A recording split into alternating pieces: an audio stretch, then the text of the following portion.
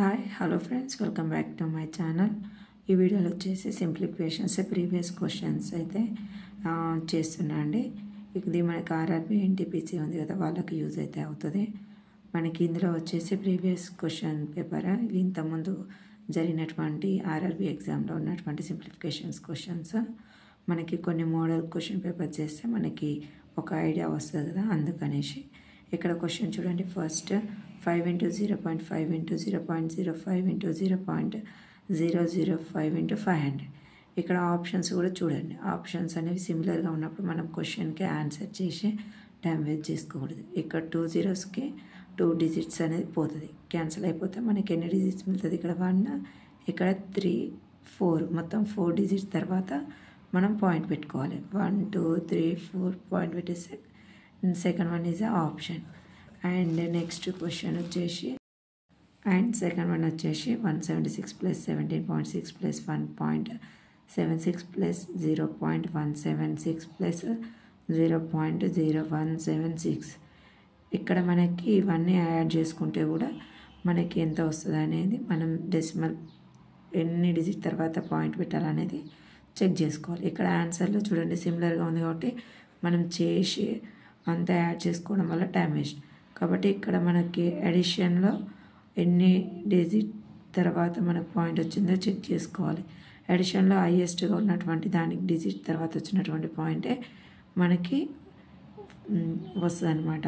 ఇప్పుడు మల్టిప్లికేషన్లో అయితేనేమో ఇవన్నీ ఉండేసి యాడ్ చేసుకుంటాం, కానీ ఇక్కడ అడిషన్లో వచ్చేసి యాడ్ చేసుకున్న వాల్యూకి హైయెస్ట్గా ఉన్నటువంటి డిజిట్ తర్వాత వచ్చినటువంటి పాయింటే కన్సిడర్ చేస్తాం. సో ఇక్కడ 4 digits అనేది హైయెస్ట్ సర్వర్ కాబట్టి మనకి ఈ వాల్యూకి 4 digits తర్వాత పాయింట్ పెట్టండి. 1 2 3 4 ఇక్కడ పాయింట్ పెట్టండి. ఇక్కడ వచ్చేసి 195.5556 ఇది ఆన్సర్ కరెక్ట్ అయింది. ఎందుకంటే ఇక్కడ సేమ్ వాల్యూస్ ఉన్నప్పుడు మనం ఇదంతా యాడ్ చేసుకుంటే టైం వేస్ట్ అవుతుంది. అండ్ సెకండ్ వన్ వచ్చేసి 9 into 0.9 into 0.09 into 0.009 into 1/0.3 1/0.03 into 1/0.003. ఈ వాల్యూని కూడా మనం డైరెక్ట్ వేసేసుకోవచ్చు.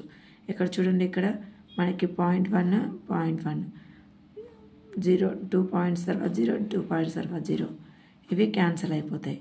మనకి 3 టేబుల్లో 9 3 3 జా 3 3 జా 3 3 జా. ఇక్కడ వచ్చేసి 3 3 జా 9 9 3 జా 27 27 into 9 243. ఇక్కడ డైరెక్ట్ వేసేసుకోవచ్చు అండి. మళ్ళీ ఇక్కడ అబ్జర్వ్ చేయండి, ఇక్కడ సేమ్ వాల్యూస్ ఉన్నాయి అంటే మనకి ఇక్కడ ఏంది పాయింట్ ఎక్కడ పెట్టాలనేది చెక్ చేసుకోవాలి. ఇక్కడ పాయింట్స్ అన్ని క్యాన్సిల్ అయినప్పుడు మనకు పాయింట్స్ పెట్టాల్సిన అవసరం లేదు కదా. సో డైరెక్ట్గా ఏ ఆన్సర్ అనేది మనకు ఆప్షన్ అనేది ఆన్సర్ అయిపోతుంది. అండ్ నెక్స్ట్ వన్ వచ్చేసి 3.03 + 31.003 13.33 + 3.331 = how much? ఇక్కడ వాల్యూస్ వేరే ఉన్నాయి చూడండి, వేరే అయినాయి, చేంజెస్ అయినాయి కాబట్టి ఇప్పుడు మనం ఈ వాల్యూస్ని యాడ్ చేసుకోవాలి. 3.03 31.003 13.33 3.31 ఇక్కడ ఈక్వల్గా ఉండాలి కాబట్టి ఇవి జీరోస్ పెట్టేసుకున్నాం. 3 + 1 4 3 3 6 9 ఆన్సర్. ఇక్కడ 3 3 6 3 3 6 9 1 10 3 4 5 50 694. Third one is option correct.